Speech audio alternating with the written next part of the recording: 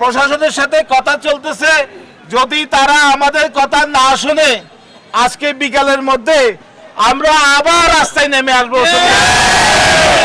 মামলা তো প্রত্যাহার করার জন্য অবশ্যই দাবি জানাচ্ছি, এখান থেকে দাবি জানাচ্ছি যাতে সব মামলা প্রত্যাহার করা হয়। আগে আপনারা নদীর ডিমার্কেশন করেন, তারপর যদি উচ্ছেদ করতে হয় আমরা শুদ্ধ মিলা আমরা বুঝাইয়া ওখান থেকে আমরা ওদেরকে নিয়ে আসবো।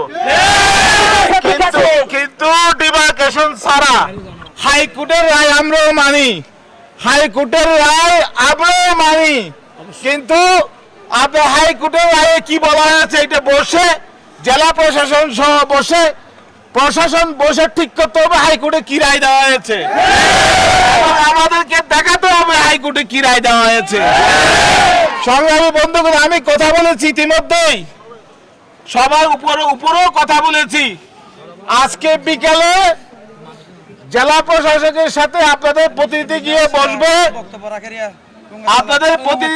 বসবে, জেলা প্রশাসকের সাথে।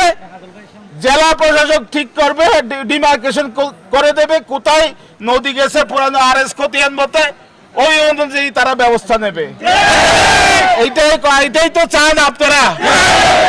কথা যেমন প্রশাসনের সাথে কথা চলতেছে, যদি তারা আমাদের কথা না শুনে আজকে বিকালের মধ্যে আমরা আবার রাস্তায় নেমে আসবো। মামলা তো প্রত্যাহার করার জন্য অবশ্যই দাবি জানাচ্ছি, এখান থেকে দাবি জানাচ্ছি যাতে সব মামলা প্রত্যাহার করা হয়।